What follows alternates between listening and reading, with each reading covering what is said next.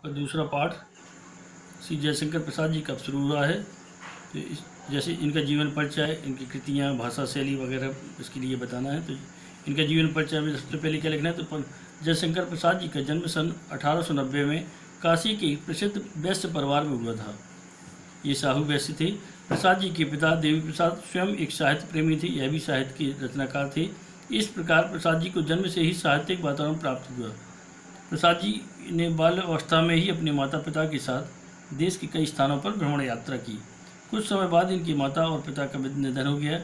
ऐसी अवस्था में इनके ऊपर देखभाल का भार इनके भाई शंभू रत्न पर आ गया। उस समय प्रसाद जी के क्वींस कॉलेज में 7वीं कक्षा में पढ़ते थे। इसके पश्चात इनकी पढ़ाई का प्रबंध घर पर ही किया गया।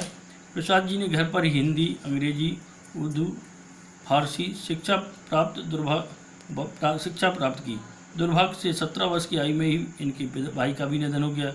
भाई की मृत्यु के बाद पूरे परिवार का भार इन्हीं के ऊपर आ गया। परंतु प्रसाद जी आर्थिक चिंताओं से घिरे होने पर साहित्य लेखन में मुख नहीं मोड़ा। क्षय रोग माने टीबी होने के बाद भी ये 15 नवंबर 1937 को इस महापुरुष की काशी में मृत्यु हो गई। ये था इनका जीवन परिचय। इसके बाद है साहित्यिक परिचय। इन्हें साहित्य में क्या क्या किया, जैसे तो प्रसाद जी बहुमुखी प्रतिभा के धनी थे।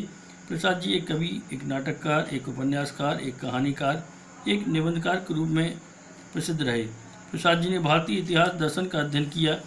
प्रसाद जी हिंदी के महान कवि होने के साथ साथ एक श्रेष्ठ रचनाकार भी थे। कामायनी जैसे विश्व स्त्री महाकाव्य इन्होंने लिखे, हिंदी साहित्य को अमर कर दिया।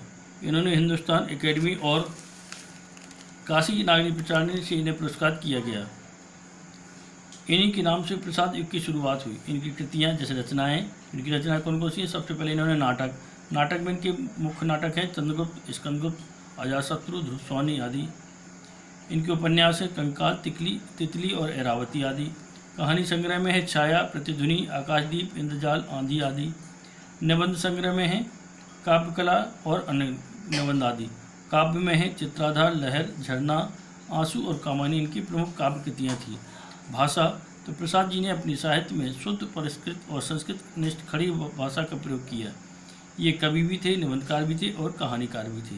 इनकी शैली वर्णनात्मक, भावात्मक, विचारात्मक और अलंकारिक आदि रही। हिंदी साहित्य में स्थान, जैसे आखिरी में इनका है हिंदी साहित्य में इनका कैसा स्थान है, तो प्रसाद जी एक बहुमुखी प्रतिभा के धनी थे, एक कुशल नाटककार, कथाकार, निबंधकार और श्रेष्ठ कवि थे। हिंदी साहित्य में इनका प्रमुख और सर्वोपरि स्थान रहा। तो आज की क्लास आपकी यहीं समाप्त होती। कल मैं इसके गद्य के प्रश्नोत्तर के बारे में आपको पढ़ाऊँगा।